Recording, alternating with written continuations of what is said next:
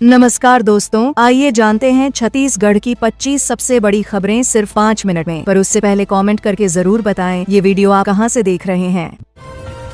रायपुर में झमाझम बारिश, 33 जिलों में येलो अलर्ट। छत्तीसगढ़ में मानसून की एंट्री के साथ ही रायपुर सहित कई जिलों में झमाझम बारिश हो रही है। मौसम विभाग ने 33 जिलों में येलो अलर्ट जारी किया है। सूरजपुर और बलरामपुर में गरज चमक के साथ तेज बारिश हो सकती है, जबकि बिलासपुर और कोरबा में वज्रपात का खतरा है। अगले 5 दिनों तक ऐसा ही मौसम रहने की संभावना है, जिससे लोगों को सतर्क रहने की सलाह दी गई है।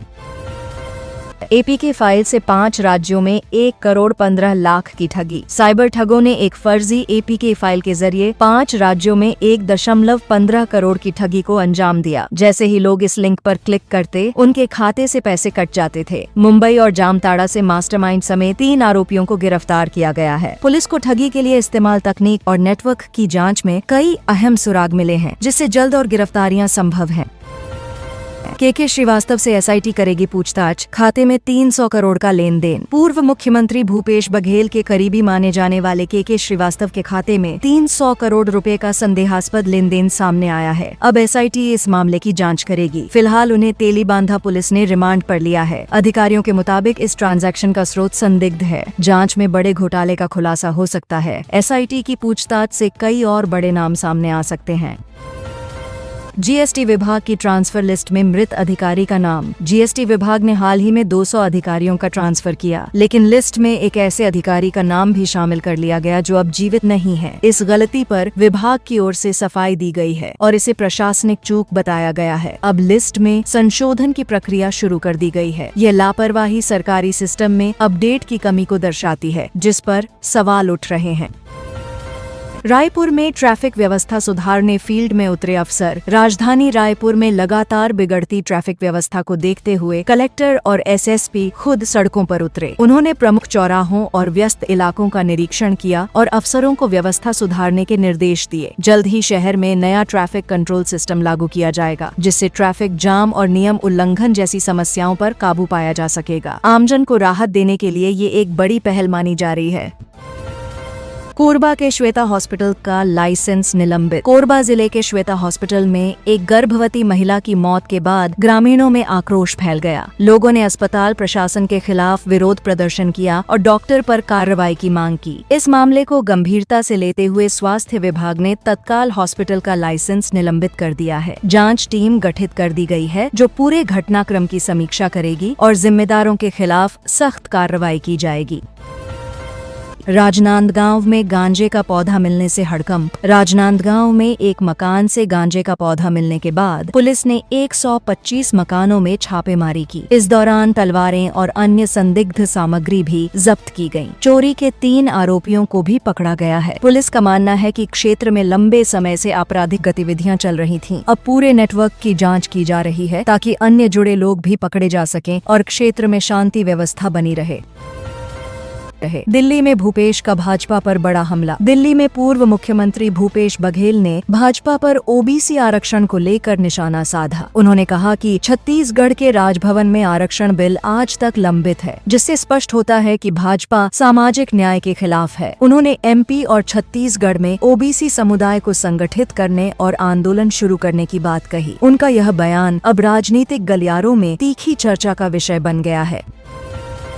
लड़की पैदा होने पर निकाला फिर की दूसरी शादी। छत्तीसगढ़ में एक महिला ने अपने पति और ससुराल वालों पर गंभीर आरोप लगाए हैं। महिला का कहना है कि पैदा होने के बाद उसे घर से निकाल दिया गया और पति ने दूसरी शादी कर ली। इसके अलावा उससे 10 लाख रुपए दहेज की भी मांग की गई। पुलिस ने पति सहित 3 लोगों पर दहेज प्रताड़ना, उत्पीड़न का मामला दर्ज कर लिया है और जाँच शुरू कर दी है।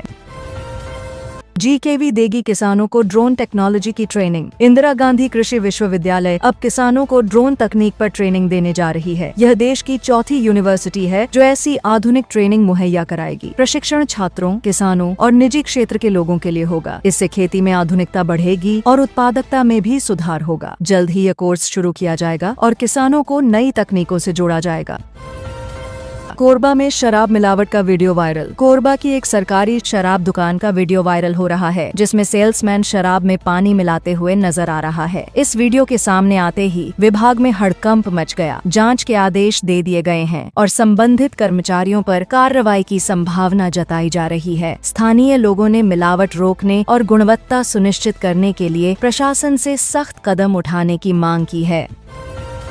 स्वास्थ्य सेवाओं में सुधार को लेकर कमिश्नर सख्त। राज्य के स्वास्थ्य आयुक्त ने अस्पतालों में मरीजों को समय पर दवा, प्रिंटेड पर्ची और बेहतर इलाज की व्यवस्था सुनिश्चित करने के निर्देश दिए हैं। उन्होंने कहा कि स्वास्थ्य सेवाओं में किसी भी प्रकार की लापरवाही बर्दाश्त नहीं की जाएगी। सभी अस्पतालों को अब गुणवत्तापूर्ण सेवा देना अनिवार्य होगा। विभाग ने निरीक्षण भी तेज करने के संकेत दिए हैं ताकि मरीजों को समय पर सही इलाज मिल सके। इंदिरा मार्केट में फिर अतिक्रमण हटाओ अभियान। रायपुर की इंदिरा मार्केट में प्रशासन ने फिर बुलडोजर चलाकर अतिक्रमण हटाया। दुकानदारों का आरोप है कि हाईकोर्ट के आदेश के बावजूद उन्हें नए स्थान पर शिफ्ट नहीं किया गया। वहीं प्रशासन का कहना है कि सभी को तय स्थान पर जाने की सूचना पहले से दी गई थी। व्यवस्था को सुधारने और यातायात को सुचारू रखने के लिए यह कार्रवाई जरूरी बताई गई है। कोंडागांव में बच्चों ने निकाली रथ यात्रा। कोंडागांव के बोरगांव में भगवान जगन्नाथ की पारंपरिक रथ यात्रा बड़े उत्साह के साथ निकाली गई। खास बात ये रही कि बच्चों ने रथ खींचने में मुख्य भूमिका निभाई। परंपरा के अनुसार भगवान अब 9 दिन मौसी के घर रहेंगे। इस दौरान विशेष पूजा अर्चना और धार्मिक अनुष्ठान होंगे। श्रद्धालुओं में उत्साह देखने को मिला और क्षेत्र में भक्तिमय वातावरण बना रहा। बिजली विभाग ने जारी की सुरक्षा एडवाइजरी। मानसून के दौरान बढ़ते करंट हादसों को देखते हुए बिजली विभाग ने एक अहम एडवाइजरी जारी की है। विभाग ने लोगों से अपील की है कि बारिश के समय खुले तारों, ट्रांसफार्मर और खंभों से दूरी बनाए रखें। साथ ही बिजली संबंधी किसी भी खराबी या दुर्घटना की तुरंत रिपोर्ट करें। यह एडवाइजरी लोगों की सुरक्षा सुनिश्चित करने के लिए जारी की गई है। रायपुर में महिला का मोबाइल चोरी करने वाला गार्ड गिरफ्तार। रायपुर के मेकाहारा अस्पताल में काम करने वाले सुरक्षा गार्ड ने एक महिला का मोबाइल चुरा लिया था। जांच में सीसीटीवी फुटेज से आरोपी की पहचान हुई और पुलिस ने उसे गिरफ्तार कर लिया। आरोपी के पास से महिला का मोबाइल और 26,000 रुपए नकद बरामद हुए हैं। अस्पताल प्रशासन ने भी आरोपी को निलंबित कर दिया है। इस घटना से अस्पताल की सुरक्षा व्यवस्था पर सवाल उठे हैं।